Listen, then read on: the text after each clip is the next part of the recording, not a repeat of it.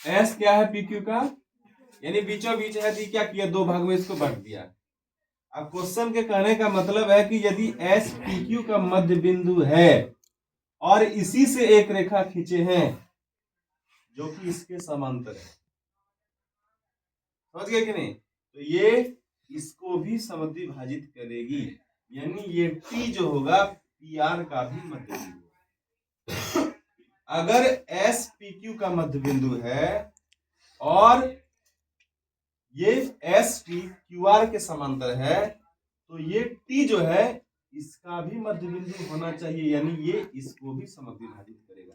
अभी ये मध्य बिंदु है तो इसको समद्विभाजित कर रहा है, तो ये जो है इसको जब प्रतिच्छेद की और इसके समांतर हो गया, तो ये भी टी जो है वो पी आर को भी समद्विभाजित करेगा। ठीक है, कोई दिक्कत? तो जो दिया हुआ है सबसे पहले लिखेंगे, दिया हुआ है कि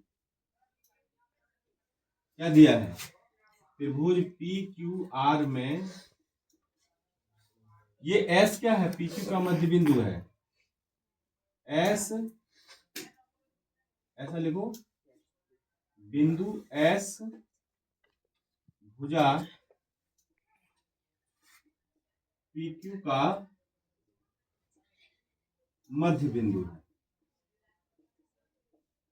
ठीक है, और एक चीज दिया क्या, तथा ये एस टी जो है वो समांतर है किसके, क्यू आर के। ठीक है, इतना आपको दिया हुआ है, तो हम लोग को सिद्ध क्या करना है,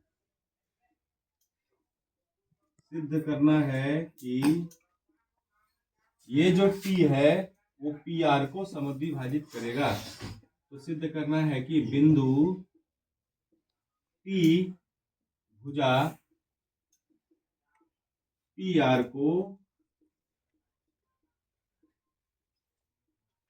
समद्विभाजित करता है। कैसे जानेंगे, अर्थात जब समद्विभाजित करेगा ये बीच में बिंदु होगा तो इतना और इतना बराबर हो जाएगा, क्या हो जाएगा, अर्थात पी टी बराबर टी आर। ठीक है, हम लोगों को क्वेश्चन में कहा है कि आप जो है प्रमेय 6.1 का प्रयोग कीजिए, नहीं तो इस त्रिभुज में हम लोग प्रमेय 6.1 कैसे लगाएंगे, त्रिभुज पी क्यू आर में हम लोग क्या देखते हैं कि हमको मिला है क्या, एस टी समांतर, एस टी समांतर क्यू आर। जब किसी भी त्रिभुज में ये एक भुजा के समांतर हो जाएगी तो इसको क्या करेगी, एक ही अनुपात में विभाजित करेगी, करेगी कि नहीं, क्या हो जाएगा, पी एस, इसीलिए हम लोग लिख सकते हैं पी एस बटे एस क्यू बराबर पी टी बटे टी। इसमें करो उसको एक समीकरण का नाम दे सकते हो कि नहीं। एक चीज और दिया था तुमको, क्या दिया था, ये S जो है वो PQ का मध्य बिंदु है, चूंकि S जो है PQ का मध्य बिंदु है, S जो है वो क्या है, PQ का, इसका मतलब क्या होगा, PS बराबर SQ होगा, इसीलिए लिख सकते हैं PS बराबर SQ, लिख सकते हैं कि नहीं। अच्छा, विकसित कर सकते हैं इसको, ऐसा लिख सकते हैं क्या, PS बराबर 1 गुना SQ, कोई फर्क पड़ेगा क्या, कोई फर्क पड़ेगा, ऐसा हम लोग क्या क्यों किया इसको, क्योंकि हमको एक समीकरण प्राप्त है, एक समीकरण और बनाना है, तो हम लोगों ने इसको 1 गुना एस क्यू लिख दिए। क्या हो गया यहाँ पे, इस एस क्यू को इसके नीचे ला सकते हैं, क्या हो जाएगा, पी एस बटे बराबर क्या बचेगा, समीकरण नंबर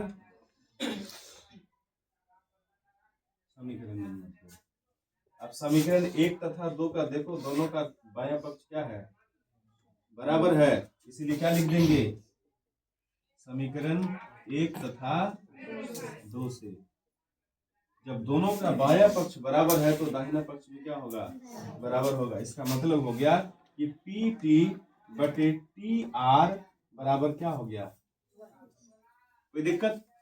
इसका मतलब देखो यहाँ पे क्या हो सकता है, ये हम लोग इसको क्रॉस मल्टीप्लाई कर सकते हैं, इसको गुना कर सकते हैं ऐसे। क्या हो जाएगा? पी टी बराबर, देखो कहीं यही सिद्ध करना तो नहीं था, ठीक है। ये हमारा सिद्ध हो गया। वीडियो बंद।